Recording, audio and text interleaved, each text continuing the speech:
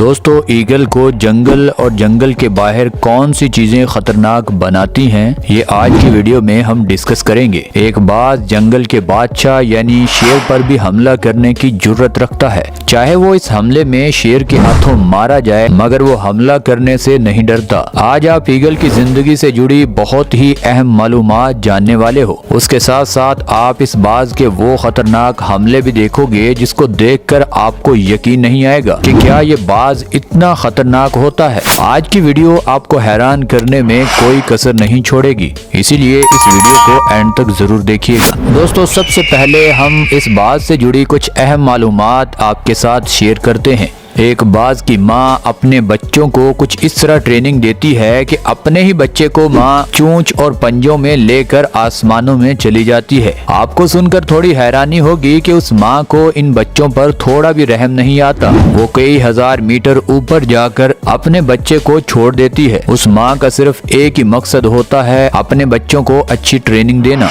अब कुछ बाज के बच्चे तेज हवाओं और उड़ने के खौफ से अपने पर मारते नहीं हैं और वो सीधे जमीन पर गिरकर अपनी जिंदगी का खात्मा कर लेते हैं। और कुछ बच्चे तेज हवा और नीचे गिरने के डर से अपने पर मारना शुरू कर देते हैं और जितना टाइम उसको अपनी जिंदगी बचाने के लिए मिलता है उसी में ये संभल जाते हैं। इन परिंदों की जिंदगी कई खतरों से भरी होती है। जो लड़कर अपनी मौत से जीतेगा वही इन परिंदों में सिकंदर कहलाता है। अब ट्रेनिंग शुरू होती है शिकार को पकड़ने की और आहिस्ता आहिस्ता छोटे जानवरों को पकड़ते पकड़ते इस बाज को शिकार पकड़ने का इतना तजुर्बा हो जाता है कि ये अपने वजन से 5 गुना बड़े शिकार पर भी धावा बोल देता है। यही चीज इस बाज को दुनिया का खतरनाक परिंदा बनाती है।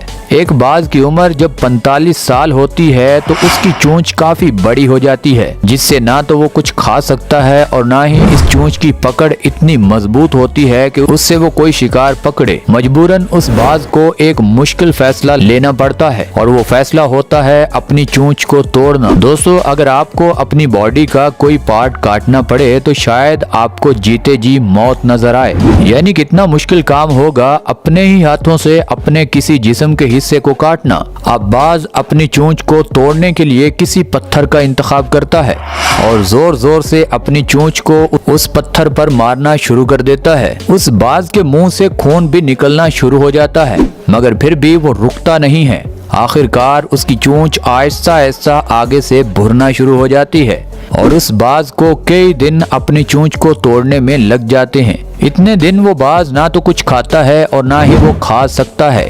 ये दिन बाज के लिए बहुत ही मुश्किल होते हैं। आखिरकार दोबारा जिंदगी की शुरुआत होती है। कुछ दिन ठीक ठाक जिंदगी गुजारने के बाद एक बाज के पर ज्यादा हद से बढ़ जाते हैं। एक बाज से ना तो इन पंखों से उड़ा जाता है और ना ही किसी शिकार को ये तेजी से पकड़ पाता है। अब बाज को जिंदगी और मौत का दोबारा फैसला करना पड़ता है। अब बाज या तो भूख से मरेगा या फिर अपनी जिंदगी बचाने के लिए अपने परों को खुद ही उखाड़ फेंकेगा। आपको सुनकर थोड़ी हैरानी होगी कि बाज दोबारा वो फैसला करता है जिसे सुनकर आम परिंदों के पैरों के नीचे से जमीन निकल जाए। आखिरकार ये बाज अपने घोंसले में चला जाता है और अपनी ही चोंच से अपने परों को उखाड़ना शुरू कर देता है। कुछ दिन इसको लगते हैं अपने परों को मुकम्मल उखाड़ने में, मगर ये उस मिशन में कामयाब होता है। अपने ही परों को काटते हुए इस बाज को इतनी तकलीफ होती है कि कोई और परिंदा इतनी दर्द से जितनी दर्द इस बाज को होती है वो इस दर्द को सह नहीं पाएगा,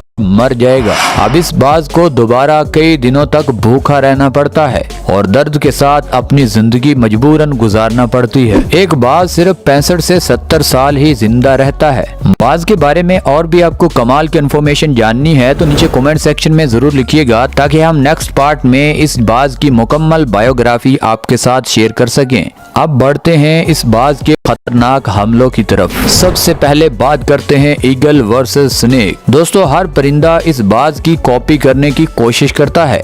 अब एक उल्लू बाज की कॉपी करते हुए एक सांप को पकड़ने आ जाता है, मगर उस उल्लू को क्या पता कि बाज की कॉपी करने से कोई बाज बन नहीं जाता।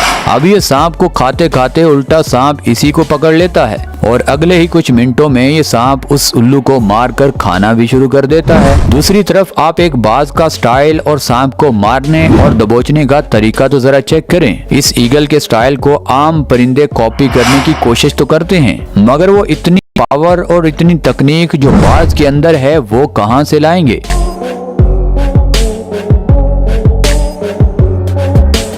दोस्तों, आपने इस बाज को कुत्तों पर भी हमला करते देखा होगा। किसी आम छोटे बड़े परिंदे को ये डॉग मिनटों में ही चीर फाड़ सकते हैं, मगर जैसे ही एक बाज से इस डॉग का सामना होता है तो डॉग सब कुछ भूल जाता है, बस उसको अपनी जान बचाने की फिक्र होती है।